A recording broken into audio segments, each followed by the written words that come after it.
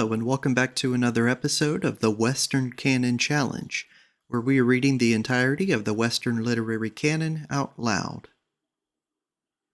Today we are continuing in the editor's narrative as part of the Private Memoirs and Confessions of a Justified Sinner by James Hogg.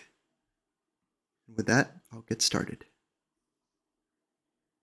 Miss Logan had never lost the thought of her late master's prediction that heaven would bring to light the truth concerning the untimely death of his son. She perceived that some strange conviction, too horrible for expression, preyed on his mind from the moment that the fatal news reached him to the last of his existence, and in his last ravings he uttered some incoherent words about justification by faith alone, and absolute and eternal predestination having been the ruin of his house. These, to be sure, were the words of superannuation, and of the last and severest kind of it, but for all that they sunk deep into Miss Logan's soul, and at last she began to think with herself, "Is it possible the Ringhams and the sophisticating wretch who is in conjunction with them, the mother of my late beautiful and amiable young master, can have effected his destruction? If so, I will spend my days and my little patrimony in endeavors to rake up and expose the unnatural deed." In all her outgoings and incomings, Mrs. Logan, as she was now styled, never lost sight of this one object. Every new disappointment only whetted her desire to fish up some particulars concerning it, for she thought so long and so ardently upon it that by degrees it became settled in her mind as a sealed truth. And as woman is always most jealous of her own sex in such matters, her suspicions were fixed on her greatest enemy, Mrs. Cowan, now the Lady Dowager of Dowcastle.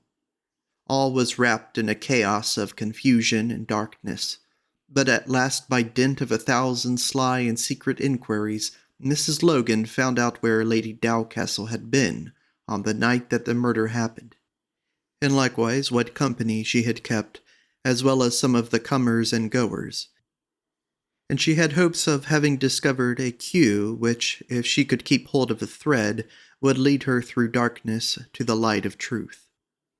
Returning very late one evening from a convocation of family servants, which she had drawn together in order to fish something out of them, her maid having been in attendance on her all the evening, they found on going home that the house had been broken and a number of valuable articles stolen therefrom. Mrs. Logan had grown quite heartless before this stroke, having been altogether unsuccessful in her inquiries, and now she began to entertain some resolutions of giving up the fruitless search. In a few days thereafter she received intelligence that her clothes and plate were mostly recovered, and that she for one was bound over to prosecute the depredator, provided the articles turned out to be hers, as libelled in the indictment, and as a king's evidence had given out. She was likewise summoned, or requested, I know not which being ignorant of these matters, to go so far as the town of Peebles, on Tweedside, in order to survey these articles on such a day, and make affidavit to their identity before the sheriff. She went accordingly, but on entering the town by the north gate, she was accosted by a poor girl in tattered apparel, who with great earnestness inquired if her name was not Mrs. Logan. On being answered in the affirmative, she said that the unfortunate prisoner in the toll-booth requested her, as she valued all that was dear to her in her life, to go and see her before she appeared in court at the hour of cause, as she, the prisoner, had something of the greatest moment to impart to her. Mrs. Logan's curiosity was excited, and she followed the girl straight to the toll-booth, who by the way said to her that she would find in the prisoner a woman of a superior mind who had gone through all the vicissitudes of life. "She has been very unfortunate, and I fear very wicked," added the poor thing. "But she is my mother, and God knows, with all her faults and failings, she has never been unkind to me. You, madame, have it in your power to save her, but she has wronged you, and therefore, if you will not do it for her sake, do it for mine, and the God of the fatherless will reward you." Mrs. Logan answered her with a cast of the head and a hem, and only remarked that the guilty must not always be suffered to escape, or what a world must be we doomed to live in. She was admitted to the prison and found a tall, emaciated figure who appeared to have once possessed a sort of masculine beauty in no ordinary degree, but was now considerably advanced in years. She viewed Mrs. Logan with a stern, steady gaze as if reading her features, as a margin to her intellect. And when she addressed her, it was not with that humility and agonized fervor which are natural for one in such circumstances to address to another, who has the power of her life and death in her hands. "I am deeply indebted to you for this timely visit, Mrs. Logan," said she. "It is not that I value life, or because I fear death, that I have sent for you so expressly. But the manner of the death that awaits me has something peculiarly revolting in it to a female mind. Good God, when I think of being hung up, a spectacle to a gazing, gaping multitude, with numbers of which I have had intimacies and connections that would render the moment of parting so hideous that, believe me, it rends to flinders a soul born for another sphere than that in which it is moved, had not the vile selfishness of a lordly fiend ruined all my prospects and all my hopes. Hear me, then, for I do not ask your pity. I only ask of you to look to yourself and behave with womanly prudence. If you deny this day that these goods are yours, there is no other evidence whatever against my life, and it is safe for the present. For as for the word of the wretch who has betrayed me, it is of no avail. He has prevaricated so notoriously to save himself. If you deny them, ye shall have them all again to the value of a mite, and more to the bargain. If you swear to the identity of them, the process will, one way or another, cost you the half of what they are worth." "And what security have I for that?" said Mrs. Logan. "You have none but my word," said the other proudly, "and that never yet was violated. If you cannot take that, I know the worst you can do, but I had forgot. I have a poor helpless child without waiting, and starving about the prison door. Surely it was of her that I wish to speak. This shameful death of mine will leave her in a deplorable state." "The girl seems to have candor and strong affections," said Mrs. Logan. "I grievously mistake if such a child would not be 1,000 times better without such a guardian and director." "Then will you be so kind as to come to the grass market and see me put down?" said the prisoner. "I thought a woman would estimate a woman's and a mother's feelings when such a dreadful throw is at stake, at least in part. But you are callous, and having never known any feelings but those of subordination to your old unnatural master. Alas, I have no cause of offense. I have wronged you, and justice may take its course. Will you forgive me before we part?" Mrs. Logan hesitated, for her mind ran on something else, on which the other subjoined, "No, you will not forgive me, I see. But you will pray to God to forgive me? I know you will do that." Mrs. Logan heard not this jeer, but looking at the prisoner with an absent and stupid stare, she said, "Did you know my late master?" "Ay, that I did, and never for any good," she said. "I knew the old and the young spark both, and was by when the latter was slain." This careless sentence affected Mrs. Logan in a most peculiar manner. A shower of tears burst from her eyes ere it was done, and when it was, she appeared like one bereaved of her mind. She first turned one way, then another, as if looking for something she had dropped. She seemed to think she had lost her eyes instead of her tears, and at length, as by instinct, she tottered close up to the prisoner's face, and looking wistfully and joyfully in it, said, with breathless earnestness, "Pray, mistress, what is your name?" "My name is Arabella Calvert," said the other. Mistress, or widow, as you choose, for I have been all three, and that not once nor twice only. Ay, and something beyond all these. But as for you, you have never been anything." Ay, and so you are Belle Calvert." "Well, I thought so, said Mrs. Logan, and helping herself to a seat, she came and sat down close by the prisoner's knee. "So you are indeed Belle Calvert, so called once. Well, of all the world, you are the woman whom I have longed and travailed the most to see. But you were invisible, a being to be heard of, not seen." "There have been days, madame," returned she, "when I was to be seen, and when there were few to be seen like me. But since that time there have indeed been days on which I was not to be seen. My crimes have been great, but my sufferings have been greater. So great that neither you nor the world can ever either know or conceive them. I hope they will be taken into account by the Most High. Mine have been crimes of utter desperation. But whom am I speaking to? You had better leave me to myself, mistress." "Leave you to yourself? That I will be loath to do, till you tell me where you were that night my young master was murdered." "Where the devil would I was. Will that suffice you? Ah, it was a vile action. A night to be remembered that was. Won't you be going? I want to trust my daughter with a commission." "No, Mrs. Calvert, you and I part not till you have divulged that mystery to me." "You must accompany me to the other world, then, for you shall not have it in this.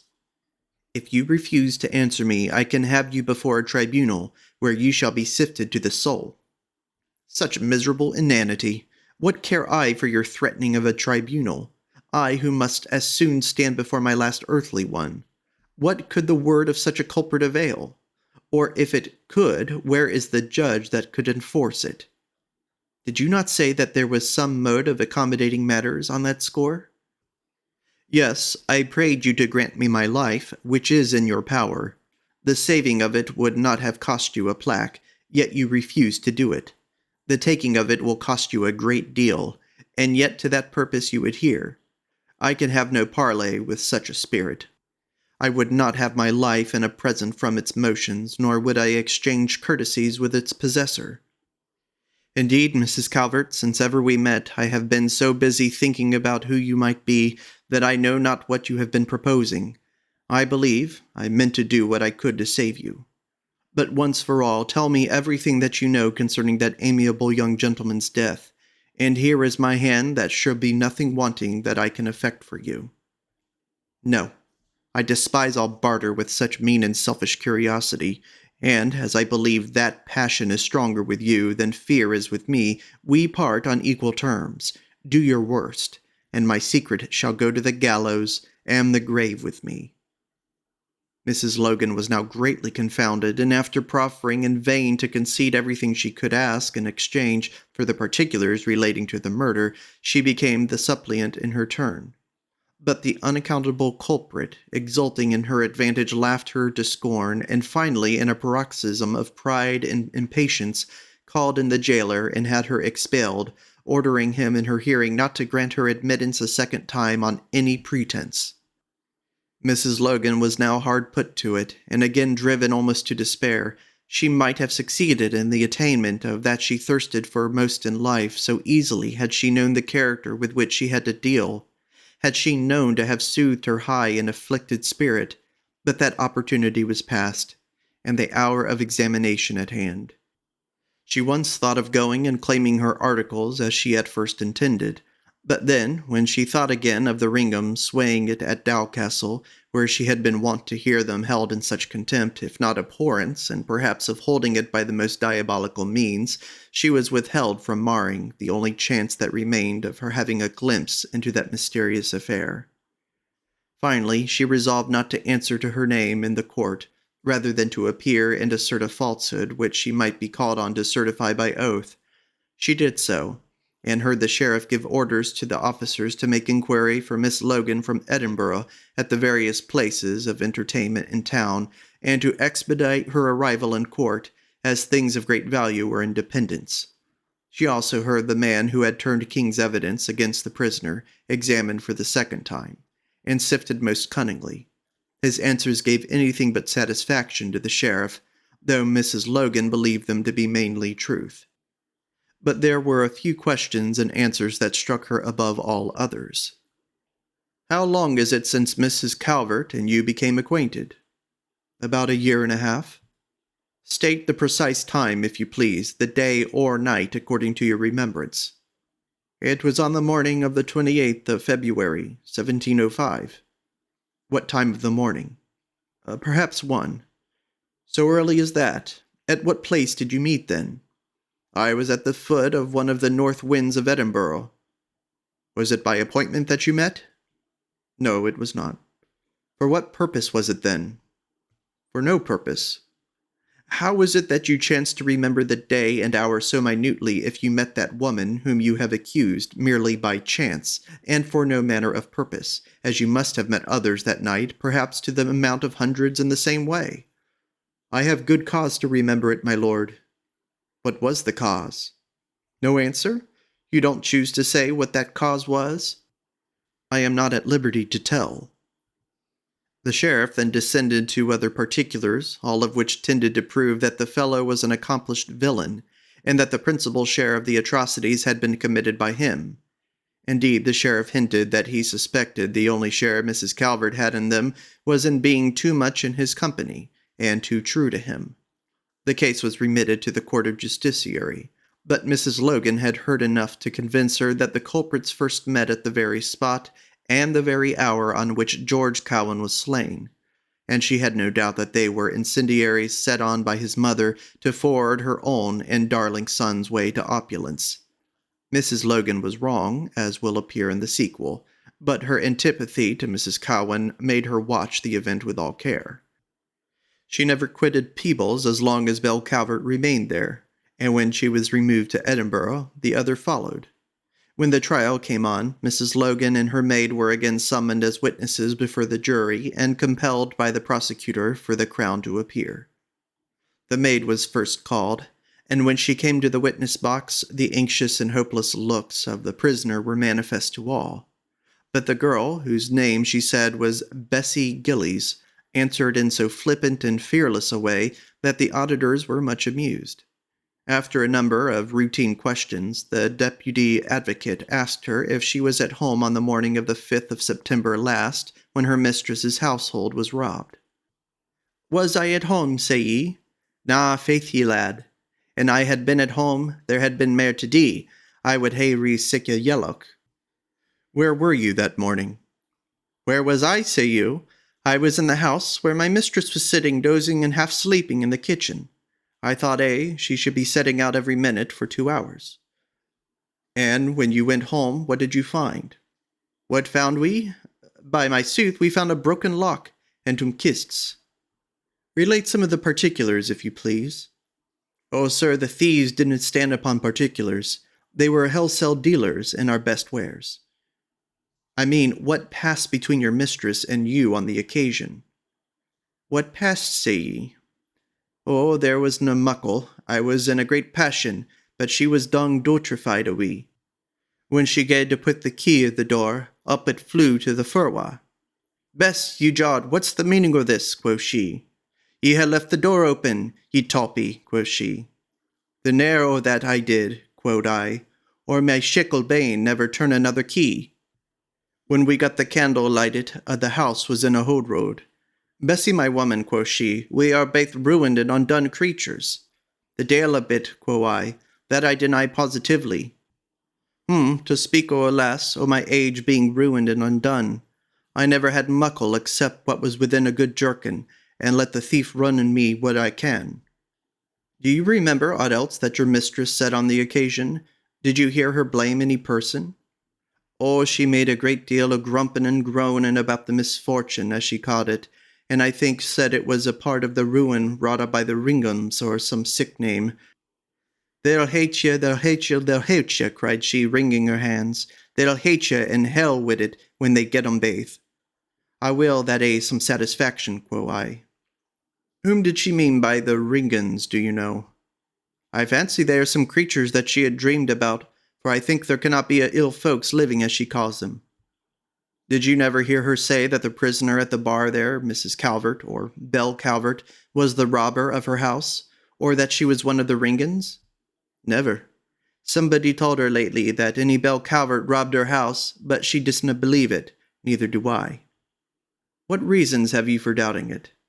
Because it was nae woman's fingers that broke up the bolts and the locks, that were torn open that night. Very pertinent, Bessie. Come on within the bar and look at these articles on the table. Did you ever see these silver spoons before? I have seen some very like them, and whatever has seen silver spoons has done the same. Can you swear you never saw them before?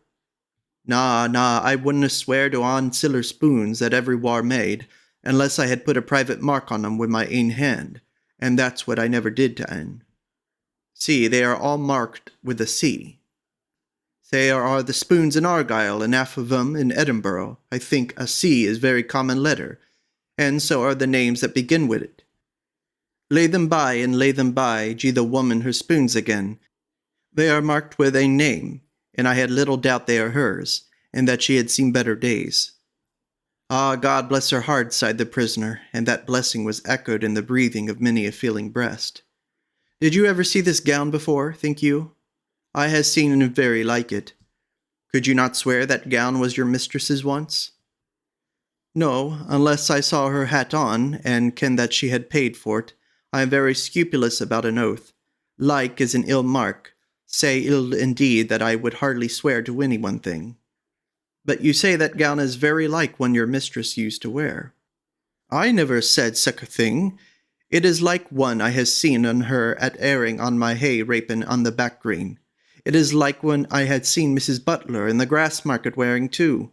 I rather think it is the same. Bless you, sir, I wouldn't swear to ain my forefinger, if it had been as long as out of my sight, and brought in and laid on the table. Perhaps you are not aware, girl, that the scrupulousness of yours is likely to thwart the purpose of justice, and bereave your mistress of property to the amount of 1,000 marks. This from the judge. I canna help that, my lord. That's her lookout.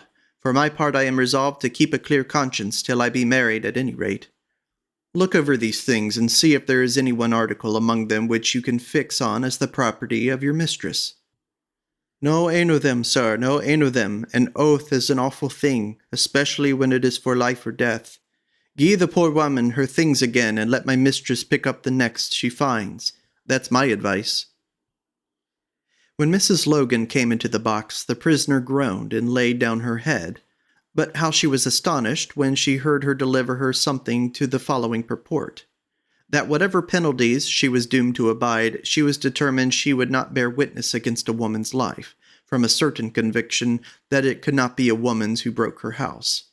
I have no doubt that I may find some of my own things there, added she, but if they were found in her possession, she has been made a tool or the dupe of an infernal set, who shall be nameless here, I believe. She did not rob me, and for that reason I will have no hand in her condemnation. The judge. This is the most singular perversion I have ever witnessed, Mrs. Logan. I entertain strong suspicions that the prisoner or her agents have made some agreement with you on this matter to prevent the course of justice. So far from that, my lord, I went into the jail at Peebles to this woman, whom I had never seen before, and proffered to withdraw my part in the prosecution, as well as my evidence, provided she would tell me a few simple facts. But she spurned at my offer and had me turned insolently out of the prison, with orders to the jailer never to admit me again on any pretense. The prisoner's counsel, taking hold of this evidence, addressed the jury with great fluency, and finally the prosecution was withdrawn, and the prisoner dismissed from the bar with a severe reprimand for her past conduct and an exhortation to keep better company. It was not many days till a caddy came with a large parcel to Mrs. Logan's house, which parcel he delivered into her hands, accompanied with a sealed note containing an inventory of the articles and a request to know if the unfortunate Arabella Calvert would be admitted to converse with Mrs. Logan. Never was there a woman so much overjoyed as Mrs. Logan was at this message. She returned compliments, would be most happy to see her, and no article of the parcel should be looked at or touched till her arrival. It was not long till she made her appearance, dressed in somewhat better style than she had yet seen her. Delivered her over the greater part of the stolen property, besides many things that either never had belonged to Mrs. Logan, or that she thought proper to deny in order that the other might retain them. The tale that she told of her misfortunes was of the most distressing nature, and was enough to stir up all the tender as well as the abhorrent feelings in the bosom of humanity. She had suffered every deprivation in fame, fortune, and person. She had been imprisoned, she had been scourged and branded as an impostor, and all on account of her resolute and unmoving fidelity and truth to several of the very worst men, every one of whom had abandoned her to utter destitution and shame. But this story we cannot enter on at present, as it would perhaps mar the thread of our story as much as it did the anxious anticipations of Mrs. Logan, who sat pining and longing for the relation that follows. Now, I know, Mrs. Logan, that you are expecting a detail of the circumstances relating to the death of Mr. George Cowan, and in gratitude for your unbounded generosity and disinterestedness, I will tell you all that I know, although for cause that will appear obvious to you, I had determined never in my life to divulge one circumstance of it. I can tell you, however, that you will be disappointed, for it was not the gentleman who was accused, found guilty, and would have suffered the utmost penalty of the law had he not made his escape. It was not he, I say, who slew your young master, nor had he any hand in it. I never thought he had. But pray, how do you come to know this? You shall hear. I had been abandoned in York by an artful and consummate fiend, found guilty of being art and part concerned in the most heinous atrocities, and in his place suffered what I yet shudder to think of. I was banished the country, begged my way with my poor outcast child up to Edinburgh, and was there obliged for the second time in my life to betake myself to the most degrading of all means to support two wretched lives. I hired a dress and betook me, shivering, to the High Street, too well aware that my form and appearance would soon draw me suitors, and now that the throng had intemperate time of the Parliament. On my very first stepping out to the street, a party of young gentlemen was passing. I heard by the noise they made and the tenor of their speech that they were more than mellow, and so I resolved to keep near them, in order, if possible, to make some of them my prey. But just as one of them began to eye me, I was rudely thrust into a narrow close by one of the guardsmen. I had heard to what house the party was bound, for the men were talking exceedingly loud and making no secret of it. So I hasted down the close and round below to the one where the rendezvous was to be. But I was too late. They were all housed and the door bolted. I resolved to wait, thinking they could not all stay long, but I was perishing with famine and was like to fall down. The moon shone as bright as day, and I perceived by a sign at the bottom of the close that there was a small tavern of a certain description up 2 stairs there. I went up and called, telling the mistress of the house my plan. She approved of it mainly and offered me her best apartment, provided I could get one of these noble mates to accompany me. She abused Lucky Suds, as she called her, at the inn where the party was, envying her huge profits, no doubt, and giving me afterwards something to drink, for which I really felt exceedingly grateful in my need. I stepped downstairs in order to be on the alert. The moment that I reached the ground, the door of Lucky Suds' house opened and shut, and down came the Honourable Thomas Drummond, with hasty and impassioned strides, his sword rattling at his heel. I accosted him in a soft and soothing tone. He was taken with my address, for he instantly stood still and gazed intently at me, then at the place, and then at me again. I beckoned him to follow me, which he did without farther ceremony, and we soon found ourselves together in the best room of a house where everything was wretched. He still looked about him and at me, but all this while he had never spoken a word. At length I asked if he would take any refreshment. "If you please," said he. I asked what he would have, but he only answered, "Whatever you choose, madame." If he was taken with my address, I was much more taken with his, for he was a complete gentleman, and a gentleman will ever act as one. At length he began as follows. "I am utterly at a loss to account for this adventure, madame. It seems to me like enchantment, and I can hardly believe my senses. An English lady, I judge, and one who from her manner and address should belong to the first of class of society, and such a place as this, is indeed matter of wonder to me. At the foot of the close in Edinburgh, and at this time of the night. Surely it must have been no common reverse of fortune that reduced you to this." I wept, or pretended to do so, on which he added, "Pray, madame, take heart. Tell me what has befallen you, and if I can do anything for you in restoring you to your country or your friends, you shall command my interest." I had great need of a friend then, and I thought now was the time to secure one, so I began and told him the moving tale I have told you, but I soon perceived that I had kept by the naked truth too unvarnishedly, and thereby quite overshot my mark. When he learned that he was sitting in a wretched corner of an irregular house with a felon who had so lately been scourged and banished as a swindler and impostor, His modest nature took the alarm, and he was shocked, instead of being moved with pity.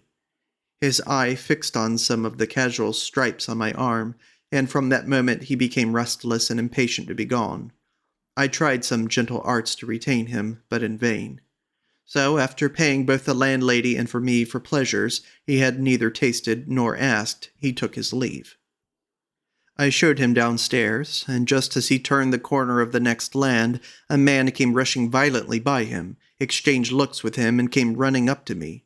He appeared in great agitation and was quite out of breath, and taking my hand in his, we ran upstairs together without speaking, and were instantly in the apartment I had left, where a stoup of wine was still untasted.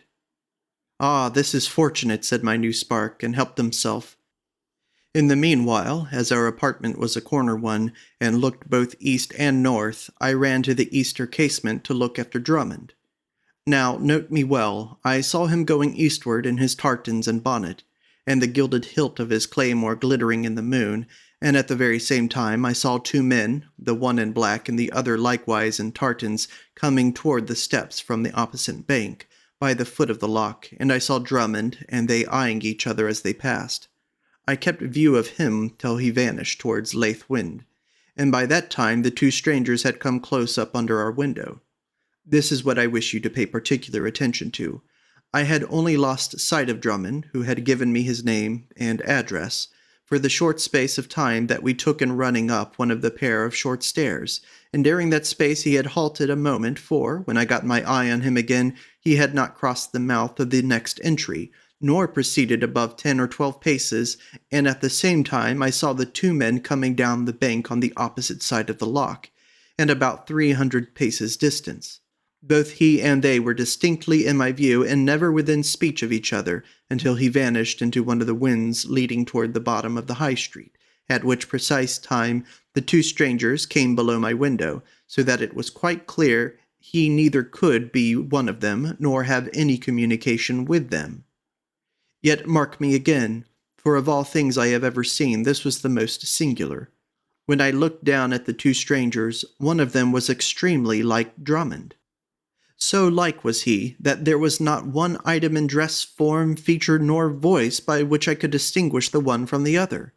I was certain it was not he, because I had seen the one going and the other approaching at the same time, and my impression at that moment was that I looked upon some spirit or demon in his likeness. I felt a chillness creep all round my heart. My knees tottered, and withdrawing my head from the open casement that lay in the dark shade, I said to the man who was with me, "Good God, what is this?" "What is it, my dear?" said he, much alarmed as I was. "As I live, there stands an apparition," said I. He was not so much afraid when he heard me say so, and peeping cautiously out, he looked and listened a while, and then drawing back, he said in a whisper, "They are both living men, and one of them is he I passed at the corner." "That he is not," said I emphatically. "To that I will make an oath." He smiled and shook his head, and added, "I never then saw a man before whom I could not know again, particularly if he was the very last I had seen. But what matters it whether it be he or not? As it is no concern of ours, let us sit down and enjoy ourselves." "But it does matter a very great deal with me, sir," said I. "Bless me, my head is giddy, my breath quite gone, and I feel as if I were surrounded with fiends. Who are you, sir?" "You shall know that ere we part, my love," said he.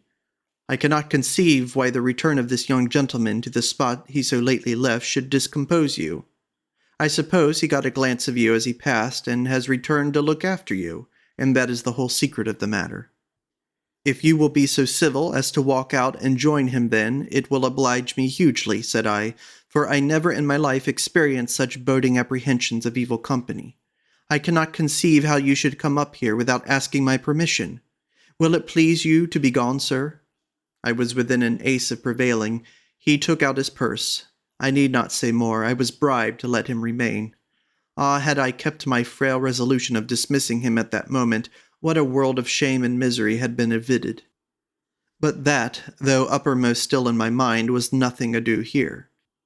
When I peeped over again, the two men were disputing in a whisper, the one of them in violent agitation and terror, and the other upbraiding him and urging him on to some desperate act. At length I heard the young man in the Highland garb say indignantly, "Hush, recreant!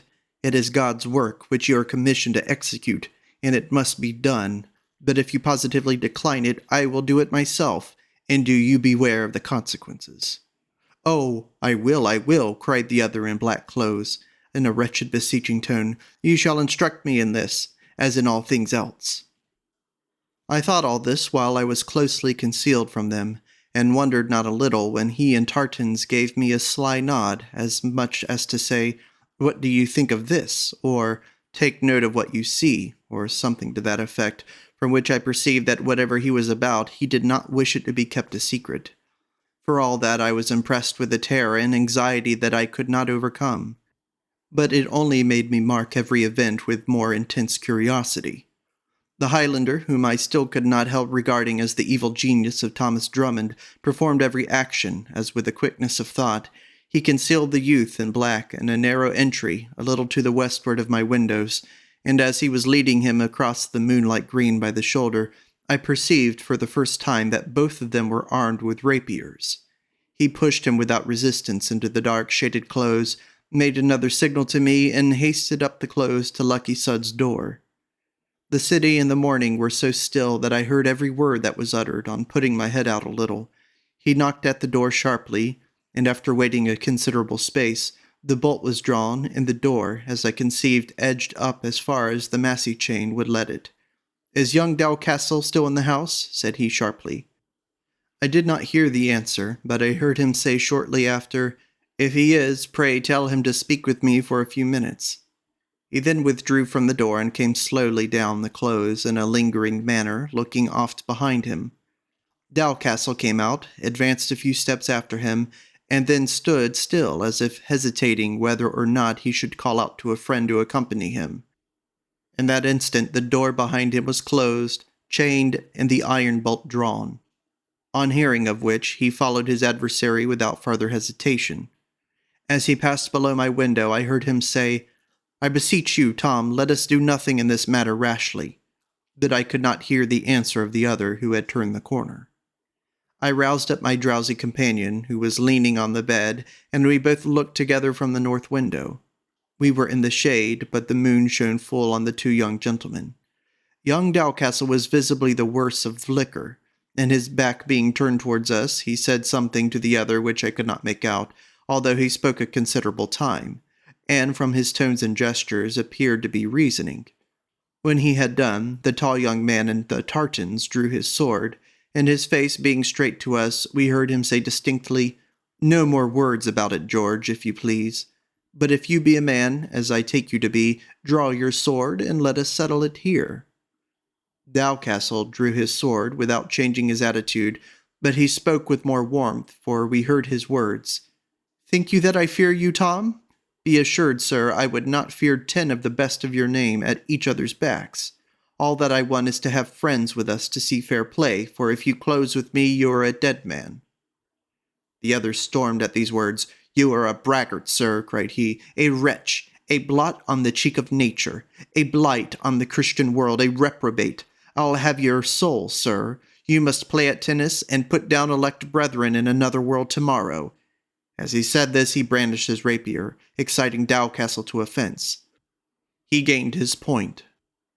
The latter, who had previously drawn, advanced in upon his vaporing and licentious antagonist, and a fierce combat ensued. My companion was delighted beyond measure, and I could not keep him from exclaiming, loud enough to have been heard, "That's grand, that's excellent!" For me, my heart quaked like an aspen.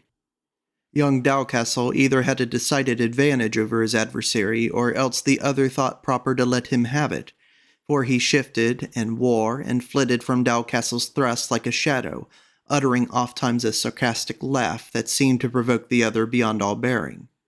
At one time he would spring away to a great distance, then advance again on young Dowcastle with the swiftness of lightning.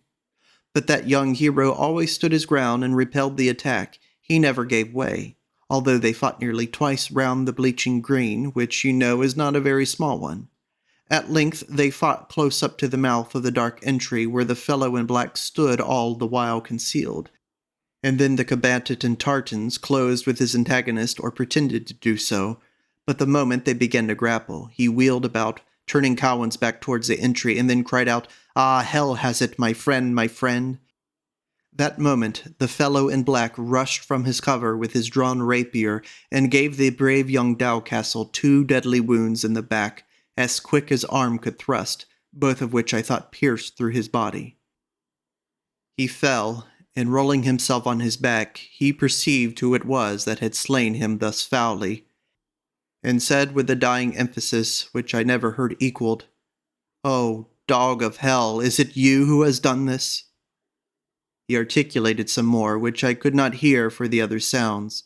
For the moment that the man in black inflicted the deadly wound, my companion called out, "That's unfair, you rip! That's damnable to strike a brave fellow behind! One at a time, you cowards," etc. To all which the unnatural fiend in tartans answered with a loud exulting laugh, and then, taking the poor paralyzed murderer by the bow of the arm, he hurried him into the dark entry once more, where I lost sight of them forever.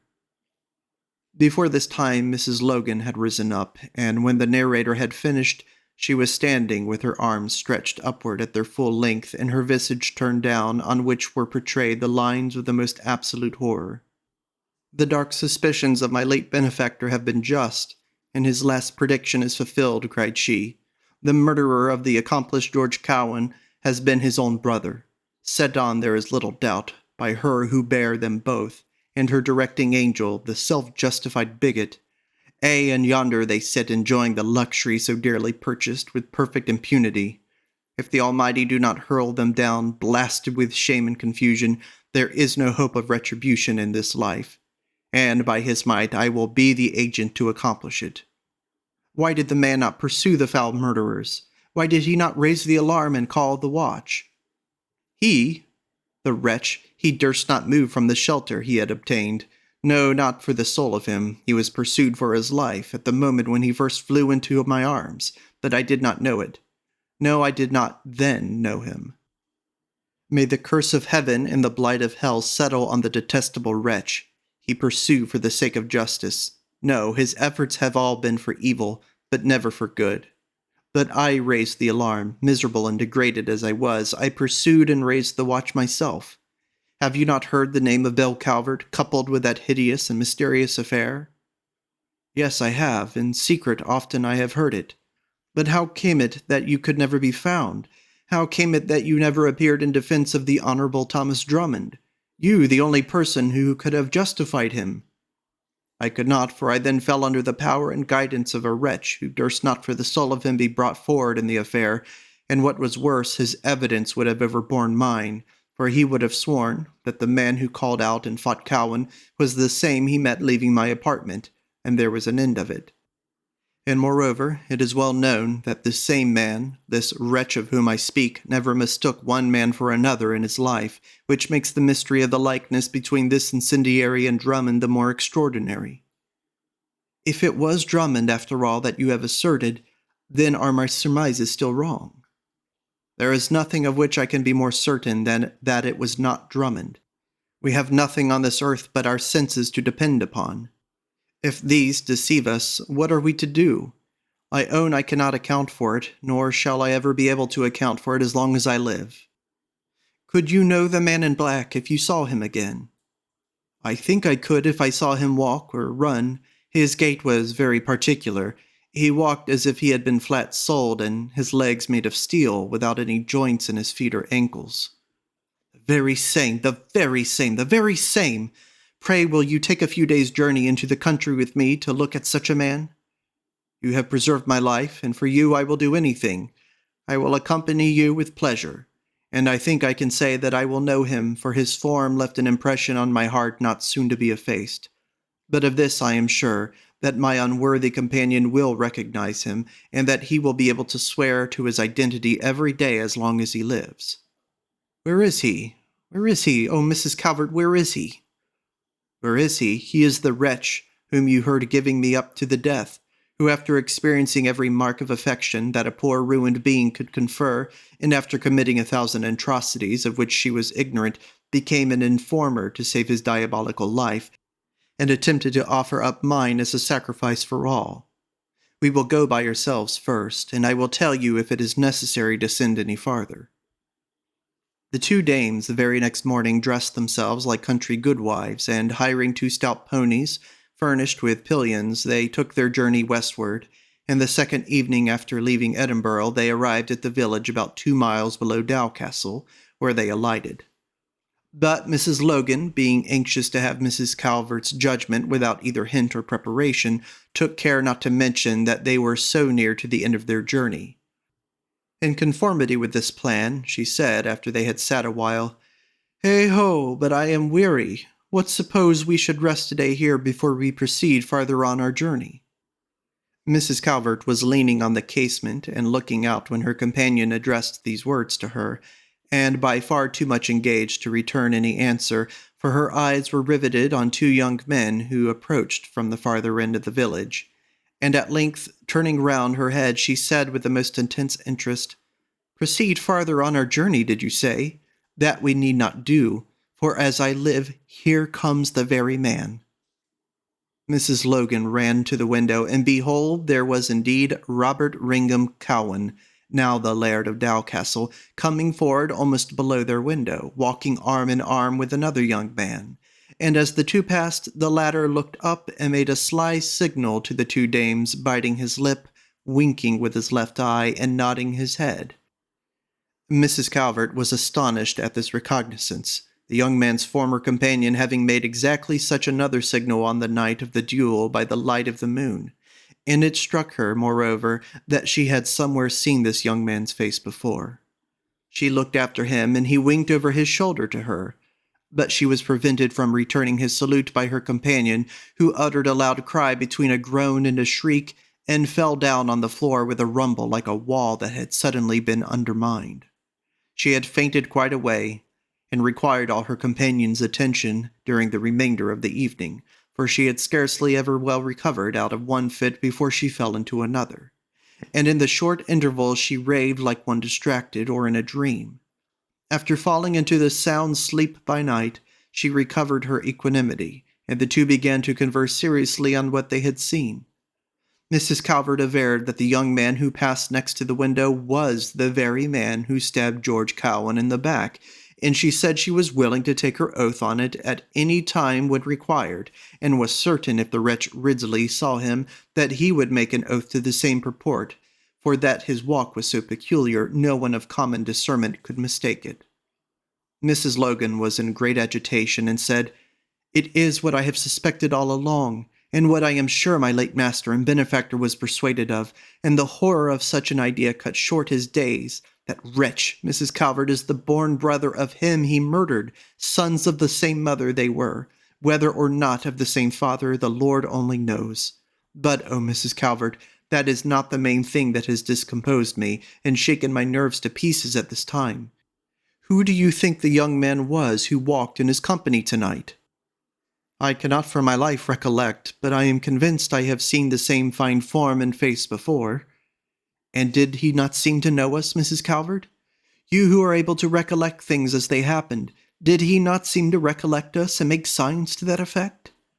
"He did, indeed, and apparently with great good humor." "Oh, Mrs. Calvert, hold me, else I shall fall into hysterics again. Who is he? Who is he? Tell me who you suppose he is, for I cannot say my own thought. On my life, I cannot remember. Did you note the appearance of the young gentleman you saw slain that night? Do you recollect aught of the appearance of my young master, George Cowan?" And Mrs. Calvert sat silent and stared the other mildly in the face. Their looks encountered, and there was an unearthly amazement that gleamed from each, which meeting together caught real fire, and returned the flame to their heated imaginations, till the two associates became like two statues, with their hands spread, their eyes fixed, and their chops fallen down upon their bosoms. An old woman, who kept the lodge-house, having been called in before when Mrs. Logan was faintish, chanced to enter at this crisis with some cordial. And seeing the state of her lodgers, she caught the infection and fell into the same rigid and statue-like appearance. No scene more striking was ever exhibited, and if Mrs. Calvert had not resumed strength of mind to speak and break the spell, it is impossible to say how long it might have continued. "It is he, I believe," said she, uttering the words as it were inwardly. It can be none other but he. But no, it is impossible. I saw him stabbed through and through the heart. I saw him roll backward on the green in his own blood, utter his last words, and groan away his soul. Yet if it is not he, who can it be?" "It is he," cried Mrs. Logan hysterically. "Yes, yes, it is he," cried the landlady in unison. "It is who?" said Mrs. Calvert. "Whom do you mean, mistress?" "Oh, I don't know, I was affrighted." "Hold your peace, then, till you recover your senses, and tell me, if you can, who that young gentleman is, who keeps company with the new Laird of Dowcastle." "Oh, it is he!" screamed Mrs. Logan, wringing her hands. "Oh, it is he!" cried the landlady, wringing hers. Mrs. Calvert turned the latter gently and civilly out of the apartment, observing that there seemed to be some infection in the air of the room, and she would be wise for herself to keep out of it. The two dames had a restless and hideous night. Sleep came not to their relief, for their conversation was wholly about the dead, who seemed to be alive, and their minds were wandering and groping in a chaos of mystery. "Did you attend to this corpse, and know that he positively died and was buried?" said Mrs. Calvert. "Oh, yes, from the moment that his fair but mingled corpse was brought home, I attended it till when it was screwed in the coffin. I washed the long stripes of blood from his lifeless form on both sides of the body. I bathed the livid wounds that passed through his generous and gentle heart. There was one through the flesh of his left side too, which had bled most outwardly of them all. I bathed them, and bandaged them with wax and perfumed ointment, but still the blood oozed through all, so that when he was laid in the coffin, he was like one newly murdered. My brave, my generous young master, he was always as a son to me, and no son was ever more kind or more respectful to a mother. But he was butchered. He was cut off from the earth, ere he had well reached to manhood, most barbarously and unfairly slain. And how is it? How can it be that we again see him here, walking arm in arm with his murderer? The thing cannot be, Mrs. Logan. It is a fantasy of our disturbed imaginations. Therefore let us compose ourselves till we investigate this matter farther. "It cannot be in nature, that is quite clear," said Mrs. Logan. "Yet how it should be that I should think so. I who knew and had nursed him from his infancy. There lies the paradox. As you said once before, we have nothing but our senses to depend upon, and if you and I believe that we see a person, why, we do see him. Whose word or whose reasoning can convince us against our own senses? We will disguise ourselves as poor women selling a few country wares, and we will go up to the hall and see what is to see, and hear what we can hear, for this is a weighty business in which we are engaged, namely to turn the vengeance of the law upon an unnatural monster. And we will farther learn, if we can, who this is that accompanies him." Mrs. Calvert acquiesced, and the two dames took their way to Dowcastle with baskets well furnished with trifles. They did not take the common path from the village, but went about and approached the mansion by a different way. But it seemed as if some overruling power had ordered it that they should miss no chance of attaining the information they wanted. For ere ever they came within a half-mile of Dowcastle, they perceived the two youths coming as to meet them on the same path. The road leading from Dowcastle toward the northeast, as all the country knows, goes along a dark bank of brushwood called the Bogalook. It was by this track that the two women were going, and when they perceived the two gentlemen meeting them, they turned back, and the moment they were out of their sight, they concealed themselves in a thicket close by the road. They did this because Mrs. Logan was terrified for being discovered, and because they wished to reconnoiter about being seen. Mrs. Calvert now charged her, whatever she saw or whatever she heard, to put on a resolution and support it. For if she fainted there and was discovered, what was to become of her? The two young men came on in earnest and vehement conversation, but the subject they were on was a terrible one, and hardly fit to be repeated in the face of a Christian community. Ringham was disputing the boundlessness of the true Christian's freedom and expressing doubts that, chosen as he knew he was from all eternity, still it might be possible for him to commit acts that would exclude him from the limits of the covenant. The other argued with mighty fluency that the thing was utterly impossible and altogether inconsistent with eternal predestination. The arguments of the latter prevailed, and the laird was driven to sullen silence. But to the women's utter surprise, as the conquering disputant passed, He made a signal of recognizance through the brambles to them, as formerly, and that he might expose his associate fully, and in his true colors, he led him backward and forward by the women more than 20 times, making him to confess both the crimes that he had done and those he had in contemplation. At length he said to him, "Assuredly, I saw some strolling vagrant women on this walk, my dear friend. I wish we could find them, for there is little doubt that they are concealed here in your woods." "I wish we could find them," answered Ringham. "We would have fine sport maltreating and abusing them." "That we should, that we should. Now tell me, Robert, if you found a malevolent woman, the latent enemy of your prosperity, lurking in these woods to betray you, what would you inflict on her?" "I would tear her to pieces with my dogs, and feed them with her flesh. Oh, my dear friend, there is an old strumpet who lived with my unnatural father, whom I hold in such utter detestation, that I stand constantly in dread of her, and would sacrifice the half of my estate to shed her blood.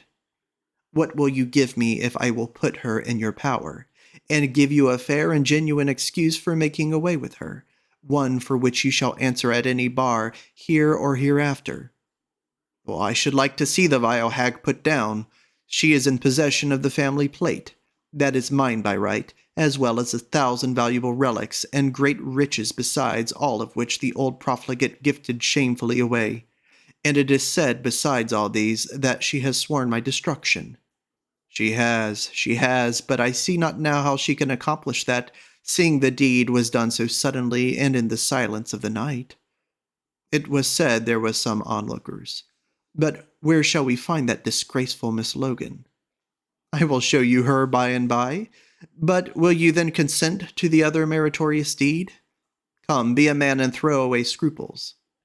"If you can convince me that the promise is binding, I will." "Then step this way till I give you a piece of information."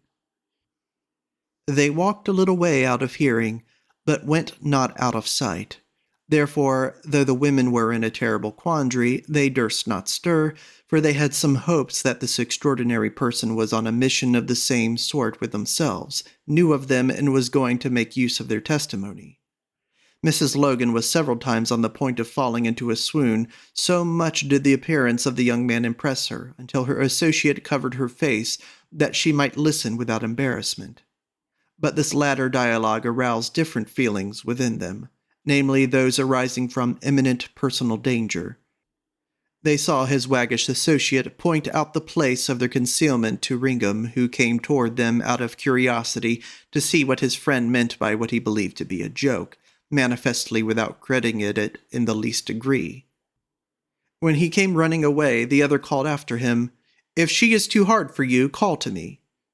As he said this, he hasted out of sight, in the contrary direction, apparently much delighted with the joke. Ringham came rushing through the thicket impetuously to the very spot where Mrs. Logan lay squatted. She held the wrapping close about her head, but he tore it off and discovered her.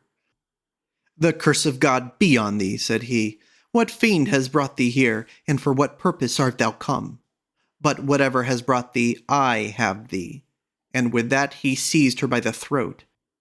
The two women, when they heard what jeopardy they were in from such a wretch, had squatted among the underwood at a small distance from each other, so that he had never observed Mrs. Calvert, but no sooner had he seized her benefactor, than like a wild cat she sprung out of the thicket, and had both her hands fixed at his throat, one of them twisted in his stock in a twinkling.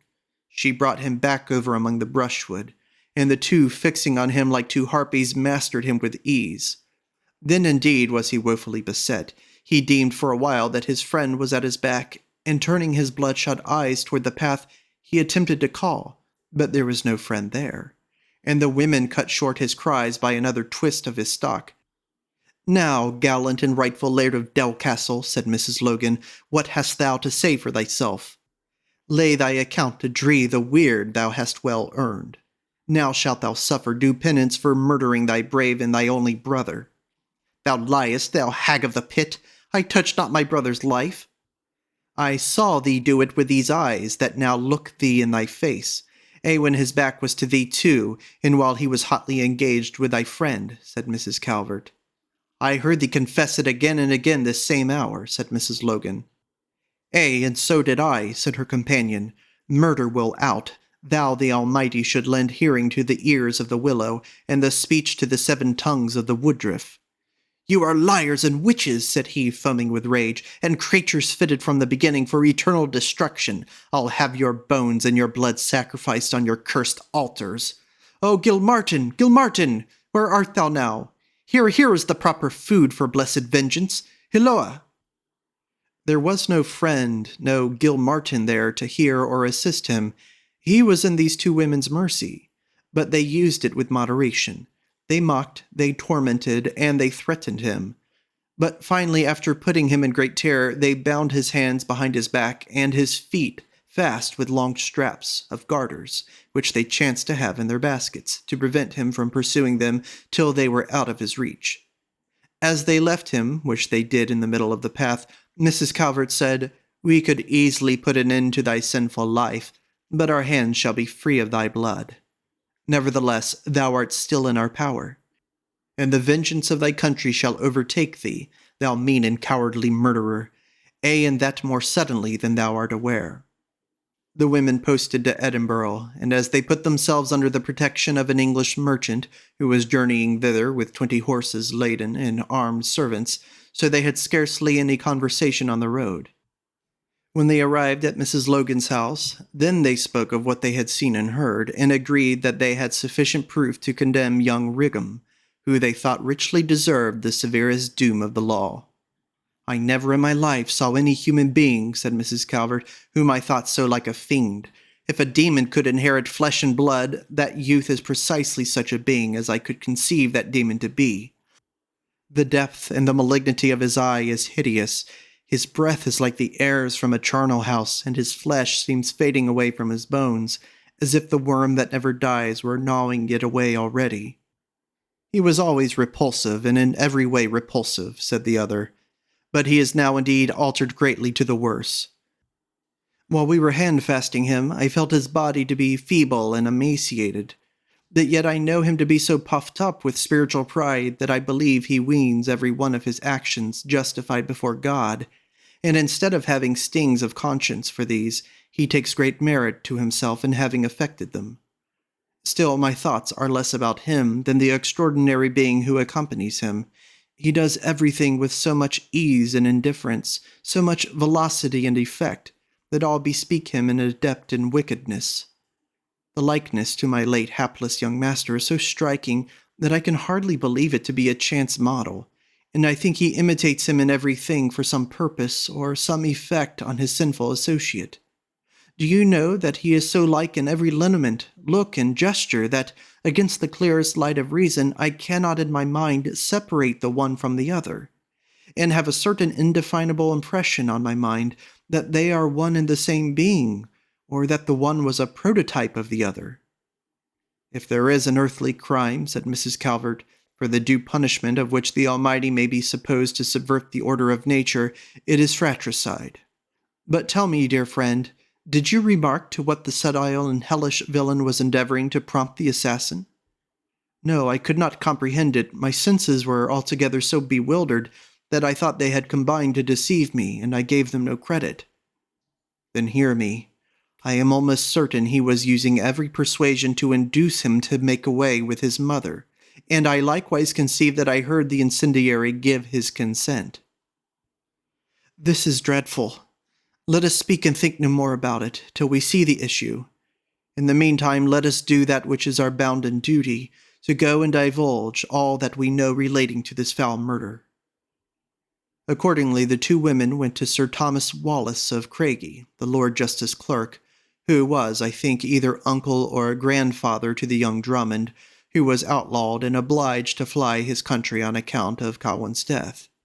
And to that gentleman they related every circumstance of what they had seen and heard.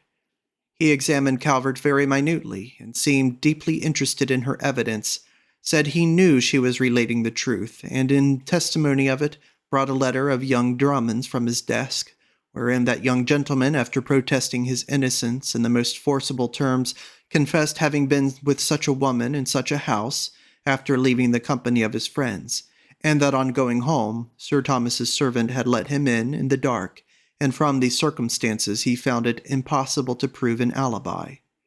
He begged of his relative, if ever an opportunity offered, to do his endeavor to clear up that mystery and remove the horrid stigma from his name in the country and among his kin of having stabbed a friend behind his back. Lord Craigie therefore directed the two women to the proper authorities, and after hearing their evidence there it was judged proper to apprehend the present Laird of Dowcastle and bring him to his trial. But before they had sent the prisoner in the toll-booth, he who had seen the whole transaction along with Mrs. Calvert to take a view of Ringham privately, and his discrimination being so well known as to be proverbial all over the land, they determined secretly to be ruled by this report. They accordingly sent him on a pretended mission of legality to Dowcastle, with orders to see and speak with the proprietor without giving him a hint what was wanted. On his return, they examined him, and he told them that he found all things at the place in utter confusion and dismay, that the lady of the place was missing and could not be found dead or alive. On being asked if he had ever seen the proprietor before, he looked astounded and unwilling to answer. But it came out that he had, and that he had once seen him kill a man on such a spot at such an hour. Officers were then dispatched without delay to apprehend the monster and bring him to justice. On these going to the mansion and inquiring for him, they were told he was at home, on which they stationed guards and searched all the premises, but he was not to be found. It was in vain that they overturned beds, raised floors, and broke open closets. Robert Ringham Cowan was lost once and forever. His mother also was lost, and strong suspicions attached to some of the farmers and house servants to whom she was obnoxious relating to her disappearance. The Honorable Thomas Drummond became a distinguished officer in the Austrian service and died in the memorable year for Scotland, 1715. And this is all with which history, justiciary, records, and tradition furnish me relating to these matters. I have now the pleasure of presenting my readers with an original document of a most singular nature, and preserved for their perusal in a still more singular manner. I offer no remarks on it, and make as few additions to it, leaving every one to judge for himself. We have heard much of the rage of fanaticism in former days, but nothing to this. This is the end of Part 3 of the Private Memoirs and Confessions of a Justified Sinner, and the end of the editor's narrative as Part 1 of this novel. Thank you for listening.